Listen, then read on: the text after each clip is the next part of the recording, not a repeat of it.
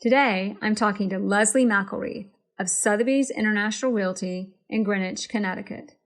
Leslie is the #1 realtor in Greenwich and the #1 Sotheby's International Realty agent in the state of Connecticut.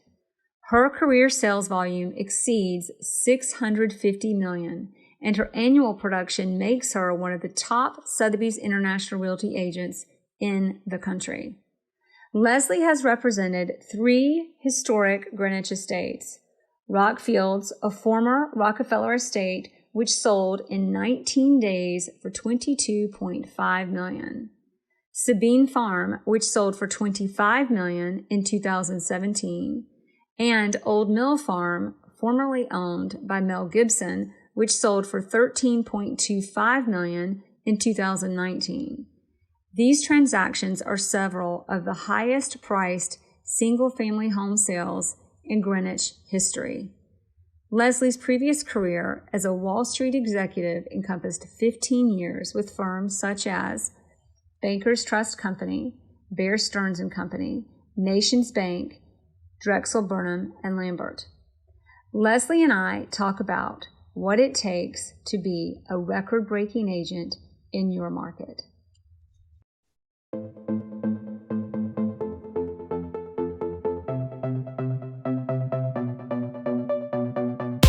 Thanks for listening to the Jerry Metcalf podcast, where top real estate agents tell how they do it.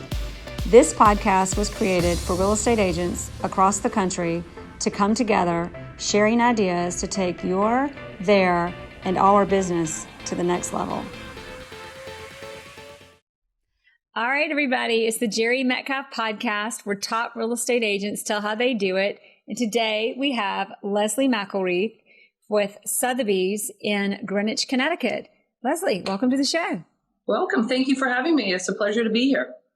It's amazing to have you. Everybody, Leslie has broken the sales price for her MLS 3 years in a row, just kind of for starters. Everybody who heard the intro that's not watching this on the Facebook stream, you've heard all about her, but that's just for starters, how amazing she is. But tell us a little bit about how and why you got in the business, and then hop forward. I want you to give us a little bit about where you are now, and then we're going to talk about everything in between. Okay. I worked on Wall Street for over 18 years and took a leave of absence. And during that time frame, my husband and I decided we wanted to invest in some real estate projects here in Greenwich. And we didn't know much about real estate, but we knew that there was such a thing as a referral fee. So we said one of us should get our license. So the two of us actually took the course together, and my husband and I are both licensed. My husband went right back to Wall Street. And by the time I finished taking the course, I had the bug to sell real estate and was immediately interviewing with firms and have been selling real estate ever since. So you've been in real estate for 18 years because you got your real estate license, and now you are the top agent in Sotheby's for Connecticut and obviously for Greenwich. Yes. So how did this turn into, I'm getting my license because I'm going to get into development, to where you are now? And first of all, what gave you the bug? What did you love so much about this business? Well, that's the interesting thing. It was really surprising to me. I've always been in sales. I've always been a commission salesperson, and I've always been in the sales side of every business that I've ever done. So what was so surprising to me was how transferable the skill set that I had developed on Wall Street was towards my real estate career. So it was very obvious to me that there were similarities between selling securities on Wall Street and selling properties that are multiple listed. So it was immediately apparent that I had to set myself apart from my peers with my expertise and my skill set, which is exactly the way I had done so on Wall Street. So I think that it just became a lot more interesting than selling securities, quite frankly. I love the interaction on a one-to-one basis. You know, the securities business is all on the phone for the most part, and dealing with a defined set of items that you can, interact with people and sell. So for me, the opportunity to sell residential real estate was just very unique and turned out to be the absolute correct next step for me. Wow. So what about, first, so you had kind of a skill set, and obviously we've talked about this before, but you have the client, you kind of are or were who your clients are now. So it made it very easy to relate to them. Yes. But also do you attribute, I think you do, your success to that 18 years of experience on Wall Street and selling securities? I think so. I think that, as you know, with any career, it's always good to have a solid background in something. And for me, it turned out to be the perfect background to have. I have a strong financial background, which was very important and is really critical to my clients that I'm working whether they're on the buy side or the sell side. If they're selling their homes, as we know, it's often the biggest asset that they have, and they want to make sure it's handled correctly and that the timing and pricing and all of the details that go into a successful transaction are handled correctly. And if they're on the buy side, it's often the most important decision they'll ever make, and they want to feel comfortable that the timing is right, that they're paying the right price, and that everything that goes into a successful transaction goes as smoothly and efficiently as possible. So it really was an easy way to go from one career to another. Clearly, there was a learning curve, for real estate, and that, I worked with a top agent at another firm. When I first got my license, I wanted to work at Sotheby's, but Sotheby's didn't hire new agents. So I went to another firm and worked with the top agent there and really apprenticed for a couple of years before I went out on my own. Right. So you got your license. How long before you were at Sotheby's?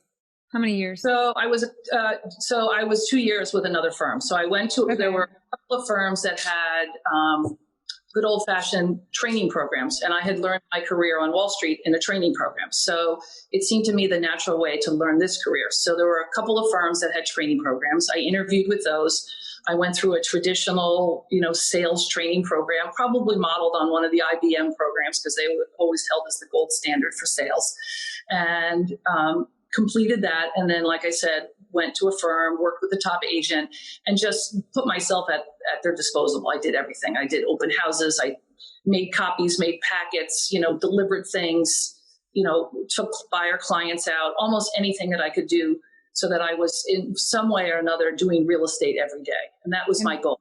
Whatever, as I was involved in real estate, whether it was at the lowest rung or interacting with, clients, that were, buying significant properties. As long as I was doing real estate, I felt that I was on the right path to learning. Wow. So what were the differences between the training that you had for securities and the training that you had to get into real estate? Well, with the securities business, everything is pretty much black and white, and it is strictly numbers. As we know, with real estate, nothing is black and white, and the numbers are very, very important, but there's so much, beyond the numbers that come into play. So that was the hardest part of adjusting to the real estate market. When I was on Wall Street, I could sell hundreds of millions of dollars worth of securities. I'd hang up the phone.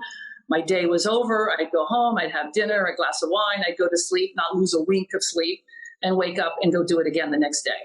As you know, real estate is the exact opposite. It's, we are working right up to the very end, right to the closing, hoping that everything we've laid the groundwork for goes as smoothly and as we hope. So in that transition from, and a lot of these questions are coming from just our experience as realtors in general, but I'd love to know too, because in that transition, adjusting to that difference in the two businesses, there were a lot of similarities that you used to be successful in this business. But on the flip side, that difference, I think every really successful agent, especially in luxury real estate, in luxury, there's a certain point that you don't streamline this. I mean, you streamline, but at some point it is you and you're accessible and valuable to the client. That's what luxury is. How did you, and correct me if you disagree, how did you adjust and still love this business? I think that may be what really burns out so many people in this business. Well, that was the interesting thing, because when I stopped working, I have two children, and when I stopped working, people would always say, well, why did you make a career change? And I'd say, well, I really excelled at what I did on Wall Street, but I feel like I accomplished what I wanted, and I was traveling a lot and entertaining a lot, and it just seemed to be the right time to start working locally. And my son always says, well, you used to work 5 days a week and now you work 7 days a week. So I don't understand what you accomplished, Mom, And a lot later at night often, exactly. things under contract. Yeah. when your kids go to school and they draw, they draw the Mother's Day card and they draw you at the computer, that you potentially scarred them for life. that I certainly wasn't drawn with an apron and a spoon in my hand, but I was drawn with, mom at the computer.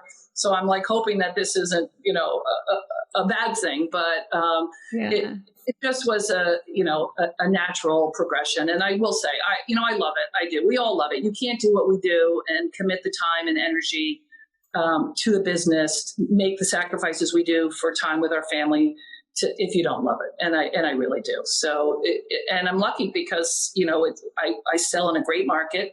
We have a really remarkable variety in our housing stock. We have everything from apartment buildings with doormen to 10-acre horse farms and everything in between. So we get all types of buyers at all different price points from all around the world. And it's a really exciting market to be working in. So I'm very fortunate. And speaking of price points, we were talking about, you've broken a sales record 3 consecutive years in your MLS. What are those price points and properties? What were they like? And what can you share with us about how you were able to achieve that? Not just once, but 3 times. Yeah.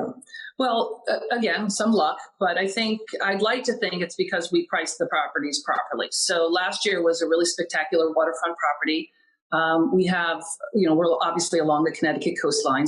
But a portion of our town has really spectacular deep water frontage. And so this was a waterfront property that was in turnkey condition, pool house, deep water dock.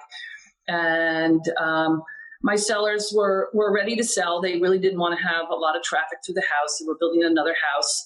And we just priced it appropriately. I think we did very well for them, but also were able to do so in a period of time that made everyone very comfortable. We got exposed to enough people that we knew we were getting an appropriate market price, and then we were able to close quickly. And that was last year? Last year, yes. What was the price? Million. How much again? It was $18.6 million for 2+ acres on the water.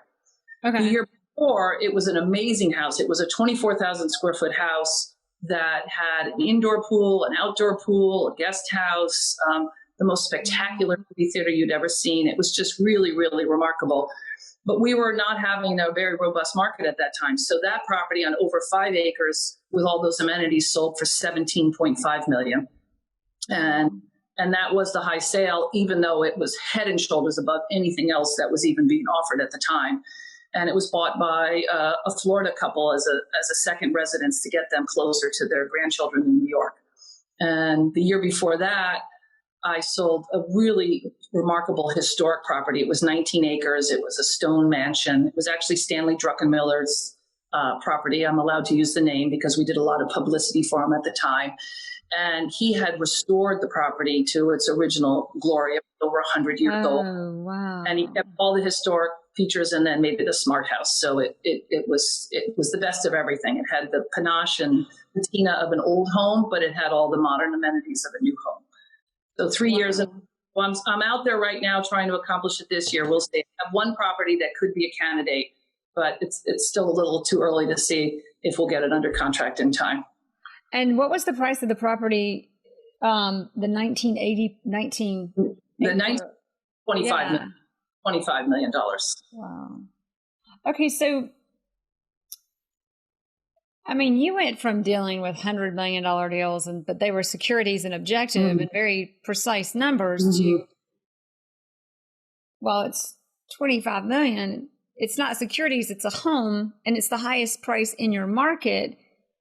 How do you, I always say it's all about trust, but what else can you tell us about how you engage that kind of business?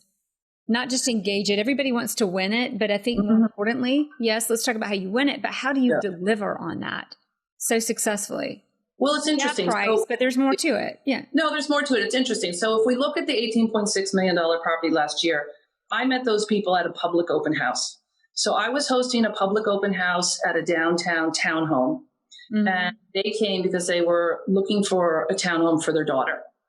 And we started talking, and they said that they were thinking of downsizing themselves. And while we were at the townhome, they said, well, maybe this townhome would actually work for us because we really would like to downsize. And when they told me what they needed, I said, this isn't going to work for you. If you want to do what you want to do with the amenities that you need. You're going to need to build something. And they said, oh, perhaps you're right. So I said, well, I'm getting ready to list a property. I'll take you by there after the open house. Took them by the property. They said, okay, yeah, this works for us. We'll build here. We have this house that we need to sell. And it turned out to be this, what we listed for just shy of 20 million waterfront property. So, I always say to everybody that every interaction with a client is really a job interview. That when you're hosting an open house, obviously you're there to promote your listing and get it exposed to hopefully a qualified audience of buyers. But every interaction with someone in real estate is a job interview. And these people came through, felt very comfortable with the way I was representing this particular property, even though it was a $3 million townhome as opposed to a $20 million waterfront, but felt very comfortable with the way I was representing the property and made the decision that they would like to work with me. Similar with the $25 million property, that was a referral from someone who had come to visit one of my listings, and I was representing the property. They ended up not even buying the property. They were working with another agent. They bought a very significant property, a $13 million property. And when they went to sell, they called me and asked me to represent their property. And because their property was on with me, their friend said, should I use her to list my property? And this was the $25 million property. And they said, absolutely, we recommend her wholeheartedly. So I got both of those listings from someone who had come through, again, while I was representing another property. And so it's, as we say, is every time you meet someone, you always want to put your best foot forward, whether you're, showing a property or working with a buyer, because every interaction is so important to people when they're thinking about their real estate that you never know what's really going to resonate with them. It reminds me of, it's kind of like, or especially remember when you're graduating from college, everybody says, except the job thing didn't work out for me. The real estate, I guess this is a job too, but the corporate job was not. I don't think I'd made it on Wall Street for 18 years. That's for sure. But it was dress for the job you want. Correct. Deliver, even if you're the secretary or the whatever, I don't know the titles of jobs anymore. I think secretary has become politically incorrect, or whatever. But whatever your job is, dress and deliver to the level of the job you want and of what you're proud of. So whether you're representing, a $3 million townhome is obviously something to be proud of. Yes. But whatever it is, deliver to the level that you want to. We've talked about Ninja a little bit. I actually did one of their webinars the other day. And with my team, we do them in 30-minute increments. And it said, when you develop habits, think about not what you want, because you'll stay in the frame of mind of wanting it. But think in the frame of mind of being it and do things as if you were it, because that's what develops the habits to a subconscious level.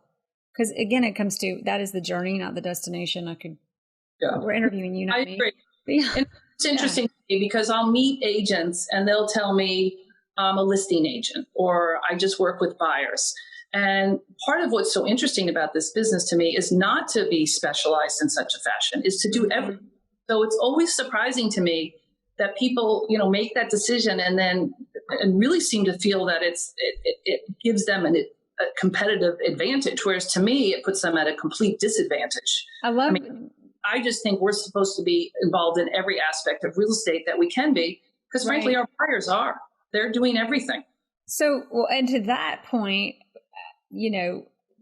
is that as an agent, for example, I did become successful on specializing. You did too, but we'll get into that later. Sure. But I think to your point is in the beginning, I was kind of a brat because I was just in this business because I was doing something else and I knew people. So I thought I'd just get referrals. I figured out how that doesn't work. But then I started doing it and I was a listing agent. And I would negotiate deals and I'm working with these buyer agents and I'm like, I can't even empathize with these people because I'm not a buyer. And I don't know how that's a whole nother topic. How do you become a listing agent without representing buyers and you're in your 20s and have no experience? But I pulled it off. But in the meantime, I remember being like, I'm doing a disservice to my client because I can't, the art of war. How can you negotiate from the perspective of a buyer when you've not been on that side of the table? I couldn't agree more. I couldn't agree more. And it's every aspect. I feel like it's the same, way with, doing rentals, which are of course always the bane of our existence. But, every step of the way is part of the person's real estate journey. And whether they sell something, they need to go into a rental until they close on something else or buy something else. It's just, we really have to be full service. And I think that the only way to be truly successful is, as you said, to understand where both parties are coming from. And that is really so important especially when you're putting a really challenging deal together. You can step back and at least you can have some type of, recollection of what it was like to be on the other side. So when you're negotiating these deals, I mean, you negotiate all kinds, but to take it to really making the point, these $20 million deals, no matter how much money you have, I think probably, you tell me, but $20 million is still scary to spend, especially when it's the highest price and you're the buyer. Yeah. How do you handle that as a listing agent? Because people think about negotiating. Well, you're not going to wrestle somebody into spending more than they want, or are you? Yeah. I mean, I think it's interesting. I mean, because, so much of our buyer pool is in the financial market in some way, shape, or form, whether they're hedge funds or private equity or just, doing things similar to what I did.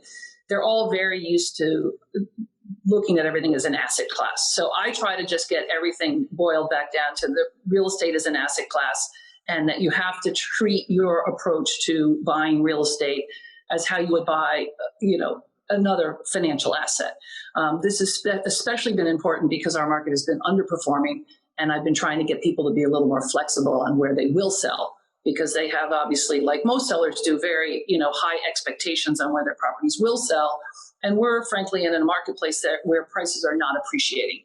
And I have to remind them that if they had a stock that they knew for the next 5 years was not going to go up in value, but that was actually going to cost them hundreds and hundreds of thousands of dollars in carrying costs, that they might look at the sale price a little differently. And what a great point.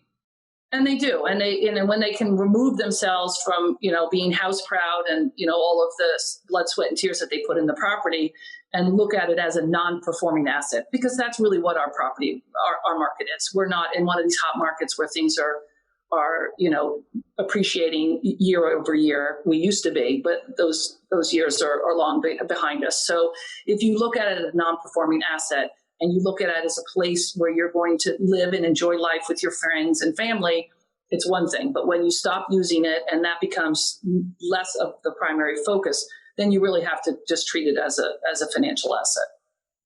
Wow. And getting people to that place, using words that I don't use very often, like non-performing asset, because you were on Wall Street for 18 years. Yeah. I can see how that could be helpful. MBA, I'm on my way. Which I don't know, Erin Kruger talks about that. She got her MBA and it really launched her career. She does 500 deals a year or something. Of course, she has a few people helping her. Yeah. So, you're talking about big prices, these conversations, you really get on their level. You speak to them in a way where you're empathizing, but you're also getting them to understand the facts and open up to it. Now, on the other side of that, with all these numbers and facts and technology in our industry, I would imagine, or maybe it doesn't, how do you handle, or how does it come up or not come up, commissions? Oh, it comes up. It always comes up. And it's actually surprising. Every one of those deals that was the top deal of the year was a full commission deal. And there was never a discussion on the commission. Part of it is that not because these people had, big budgets and owned these expensive homes, but I think that they really recognized the service that I was providing and, had these important assets they wanted treated properly, marketed properly. And it was important to them to get the highest and best price in a reason, even more so in a reasonable time period, because these were people who really just didn't want to be bothered with people traipsing through their home and having their home on the market for months and months on end. So they really understood the value of what I was offering in terms of my services, the Sotheby's brand, and it was a very easy discussion. As you know, it's very often the people at the lower price points where they feel every penny matters, that they feel that that's when they should start discussing cutting the commission. And as you both know, it's even more important to those people to get the highest and best price and let us do what we do best, which is market the property and use the full resources that we have. And that requires a full commission. So the discussion is happening a lot. What we see in our market, frankly, a lot now is that the buyers want to only deal with the listing agent because they feel if they go directly to the listing agent, they can, negotiate a reduced commission and thereby, have it reflected. So it's handling the conversation. I forget about that, but it's handling the conversation on both ends. Yeah. So how do you have a story for us, or kind of I don't like to say the word script because scripts never listen to people and answer their questions, but how do those conversations typically go? Well, it's hard when the buyer comes to you and says, oh, you're on both sides. So, obviously the commission will get cut, correct? And I go, well, first of all, you as the buyer, frankly, aren't even privy to what the commission is, because as you know, that's proprietary information. The buyer can easily find out what we're putting out for a cooperating broker, but the buyer will never know what our listing contract reads. So for them to assume right away that a commission is a certain number or that there's negotiability with the commission is always, kind of surprising to me, but they certainly aren't afraid to ask. But most of the time I tell them that my seller won't let me cut the commission because they want me to get my full commission, that's what they are planning on paying, that's part of their contract with us, that they're happy to be working with me and Sotheby's, and that they would let me cut the commission. Something interesting. I've actually negotiated deals in multiple offer situations, which are happening more in Atlanta right now, but where the buyer lost the deal because they wanted to reduce the commission and the seller was insulted. And the seller was like, if that's the kind of buyer they are, I don't want them buying my house. We'll deal with the other buyer. Absolutely. I mean, and they should. I think it's a red flag to make a decision like that. Yeah. And and usually the small, the savvier clients are the ones that make decisions that way. And they're usually not too far off. Well, think of it. You did your job. You brought them, you priced it appropriately. You marketed it. You got them multiple offers. Why would they cut your pay for that? Yeah. So we had a conversation before, and I loved your response. And you'll remember we talked about when it comes up with the seller, kind of how you would. Well, I want you to tell it how you address it and how you answer it when it does come up. Well, I was saying that it's always interesting to me because one of the first questions, of course, is what's your commission? And then when you tell them, and is that negotiable? And, we go through the party line that they're not set by, law, and they are negotiable. But in this instance, my commission is not negotiable. It is the buyer's agent will stay with Sotheby's. So, well, they're always happy to pay the buyer's agent. They have no problem with that. The person they've never met, they're always happy to pay. Oh, of course the buyer's agent should get, but won't you work for less? And I say, I know you're obviously talking to other firms. I said, have you asked these other firms what you're going to get for your percent? I said, because I'm always happy to tell you in very, intricate detail what we're going to do for you. And if you can tell me that any other firm is going to do anywhere close for whatever it is, you're going to see very, very clearly why we deserve to get and why it would be folly for you to take the chances that everything we're going to do for you to bring you a buyer, that you're going to give up those opportunities for a slightly less commission. And most of them never have even asked what they're going to get for the. And once you go into it in detail, it becomes pretty apparent that they, want. And they don't want to go without those things. They do not. They don't want the risk. They get very worried when you start talking about everything that they're not going to have it. So yeah. Well, and another thing you had said was, I loved it because you said when they ask you, you're like, you know what? That's a great question because that's a lot of money, and this is a really big transaction. And then you said, you'll remember, but you said, and that's why it's important that you get the best experience, the best service, the best marketing to make sure that we get the most money possible for the property, because it more than makes up for the commission. Absolutely. Absolutely. Yeah. And I think that, there are other parts of our state where people are reducing their commissions. And I think that we do have a fairly sophisticated, population here. And I think a lot of them do understand that it is important. You have to spend money to make money. We tell everybody that. I just had this conversation with one of my sellers the other day. Oh, if I redo all those bathrooms, am I going to get the money back? I said, you probably won't get the money back, but guess what? You'll get your house sold. And that's what you want to do. You want to sell your house. So you have to spend money to make the money. And yes, it'll be annoying, but you're away for the summer. So just pound it out and get them done. Yeah. But he's like, but I won't get my $200,000 back. I said, no, you'll be better. You'll get your $6 million house sold. I mean, you'll get your non-performing asset off your books. Correct. Absolutely. The one that you're not even living in anymore, that makes it even worse. So exactly. We're going to do the final three in a minute, but I got to ask you a little bit more. So breaking into this business, what were the surprises? How hard was it really? And what were some of your ahas to get you into that breakthrough? Because obviously you have done quite well, unlike so many people that come in and are even in it now or trying to get into it. Well, honestly, if I had approached getting into Greenwich real estate like I had looking at, securities in my previous career, I never would have become a realtor. I got my license. I joined a firm. There were over 1,200 agents. And the year I joined, there were 500 properties sold. So I'm like, who in their right mind would get in this business where there's 1,000 sides, 1,200 agents? This is more agents than sides. Yes. And some of those sides are double-ended. So exactly. There's really how many opportunities? You have less. It's like a 50% chance of even getting a deal. I know. So if I had known that, I would have probably not gone along because the optics were so skewed towards this just doesn't make sense. Because I was, obviously successful doing what I was before and very well compensated. But I got into it. I started after Labor Day because I waited till my kids got back to school. And did my first transaction in November. So it was a small condo, a $500,000 condo, my first deal. But, as you know, once you immerse yourself into it and you just become part of it and it just becomes, part of your DNA. So, it was very, very exciting from the get-go. But I mentioned to you last time that I took my training course and then I got, started as a realtor, because all of a sudden idle. And I took this, you were talking about ninjas, but I took this course called Sweat Hogs with Floyd Wickman, and we discussed it. Oh, yeah.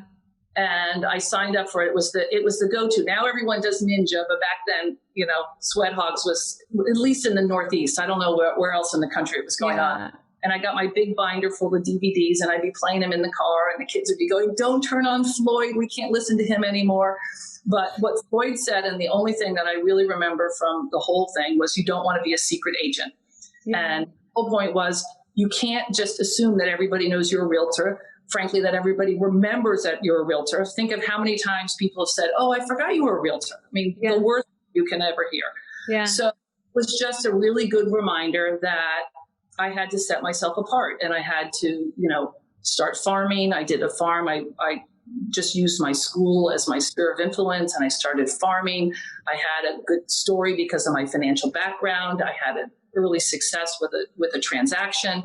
And so I just really, did my best to be anything but a secret agent, but to find people and just continue to hone my skills in any way possible while I was developing, a track record.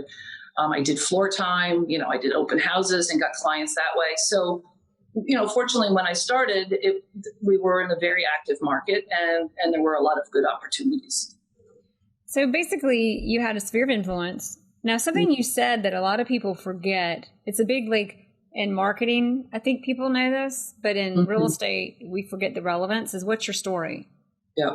Who are you? Because if you got a story, they could quickly comprehend your what they might need from you that you might not know to articulate because there's so many things in a conversation about a situation we don't know anyway, or that they might not want to share yet. So you've got your story, you've got your sphere, which was school, which aligned with your kids. Yeah. And you had the do what it takes from the capacity of learning. I've never heard you talk about cold calling. You talk about learning every time, learning the industry and understanding how you can help your client. And then to the next one to that point, and you got a deal, get a deal. So Yes. you're learning, but you did get a deal. And a lot of people in our business are like, well, how do you get a deal if you don't cold call and chase people down? Yeah. So how do you? Well, like I said, I really think it's because my goal was to be doing real estate every day, whether it was my real estate or someone else's real estate. And so I did a lot of floor time. I did a lot of public open houses, as you know, I mean, I tell the young people in my office now, I said, you want to do one of my public open houses? You just let me know. You can do one every Sunday if you want. I said, I have these houses. If you want to do it, it's what I did. I just dedicated my time because at least I felt I was interacting with people who were potential buyers, or at least people like me who were interested in real estate. And that's really what gave me my first few clients. Wow. So give us a little 1 minute dissertation on how, what was the story of that first deal? How did it really happen? How did they pull the trigger on you? Well, it was someone, obviously it was a friend of a friend. So, and I think they felt very comfortable because of my strong financial background. So I think that they felt that, they knew I was working full time as a realtor. Now, meanwhile, I'd only been working 2 months full time as a realtor, but I was working full time as a realtor. We have a lot of realtors in our market who don't work full time, more of a hobby. I don't know how that's possible. But I don't. Yeah. But, that's why 20% of us do 80% of the business, because they're doing it part-time. We have people commute to our area to sell real estate because we're such a big and active market that they don't even live here, but they commute to the area. Wow. So it was very easy to position myself as, full-time, dedicated, having lived in town, very, familiar with the educational system, et cetera. And frankly, and everything about commuting and all the things that are really important to the buyers that come to our area. So I had a very well-rounded experience to at least, speak the story and sell the lifestyle.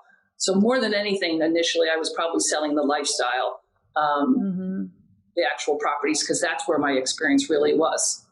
Yeah. Final three.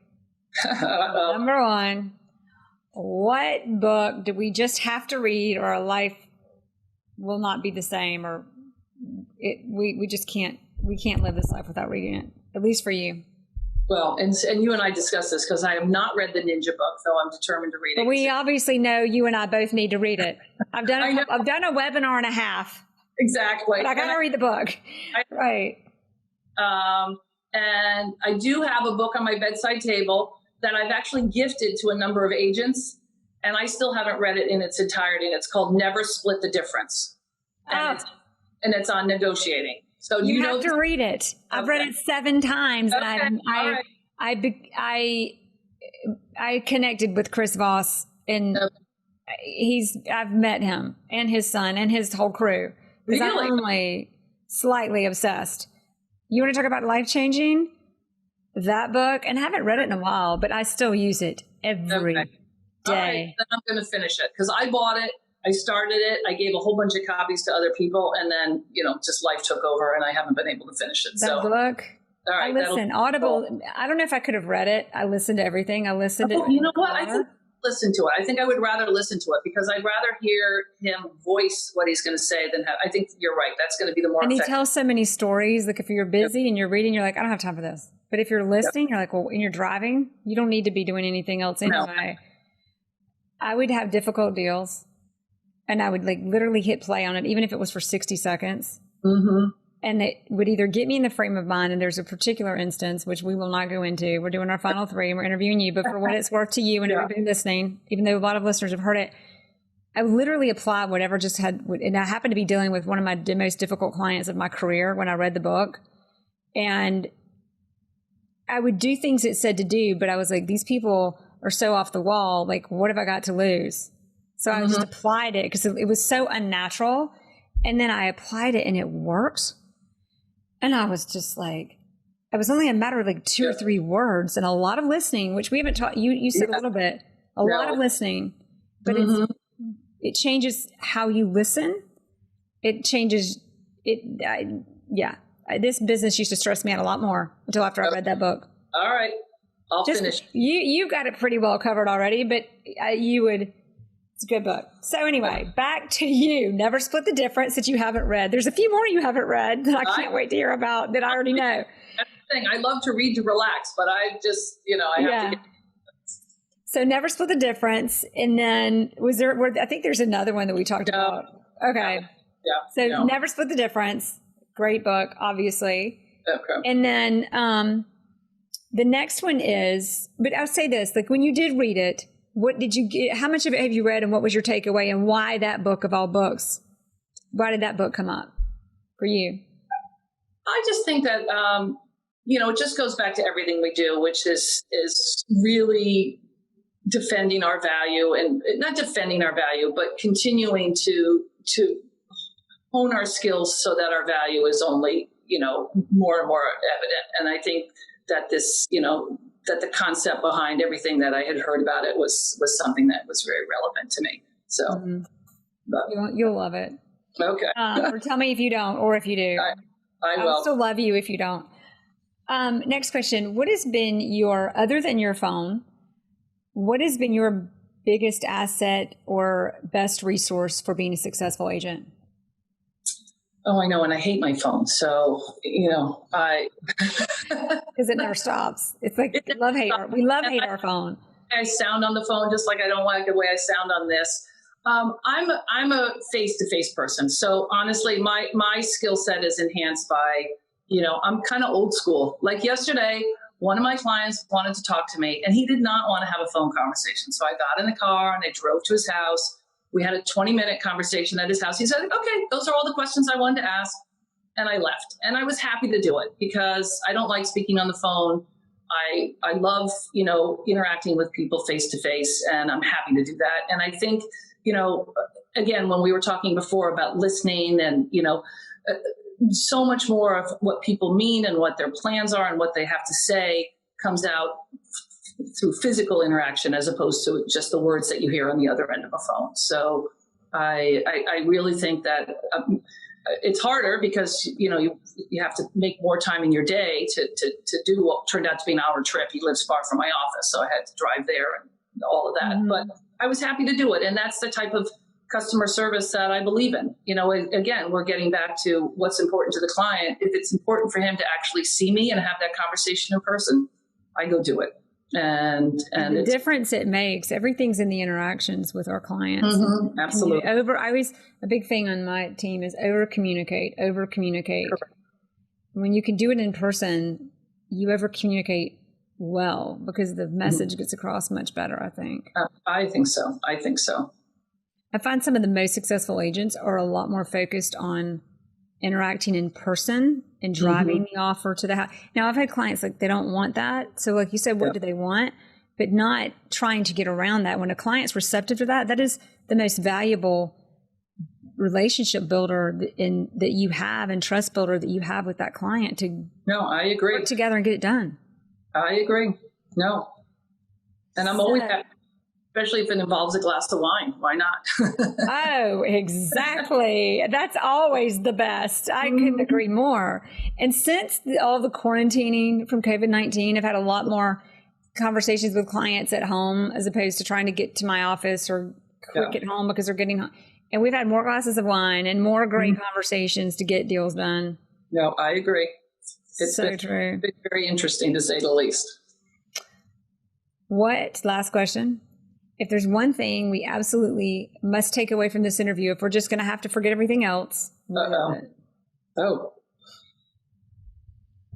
I don't know. I feel like it takes a village with everything. So to me, I think my success is a combination of everything from family, friends, the brand, there's just so many factors that come into place. I think I'm fortunate in that I have a great skill set, but I think that we all benefit in any career by the people we surround ourselves with. And to me, I started at another firm because Sotheby's wouldn't hire new agents. And the minute I had a track record, I came knocking back on the door here at Sotheby's and said, okay, I'm ready. Are you ready for me now? And fortunately, Kathy Corte said, yes, we are. She came out of New York. She interviewed me and they hired me. So, to me, so much of my success is owed to the platform and the people I surround myself with here at Sotheby's. People like you.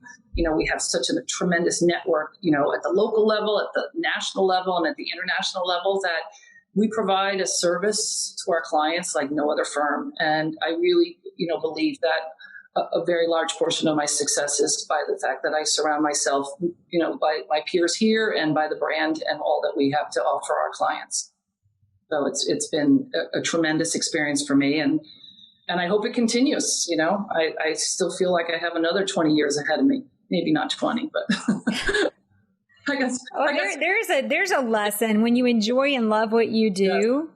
It carries you a long way. It does. It really does. And I'm fortunate that I do. So it's a great business to be in. And like I said, I'm very fortunate to be in this marketplace because we have a great market to sell in. And that makes a big difference. Yeah, it does. Thank you so much for a great interview. It's truly been an honor.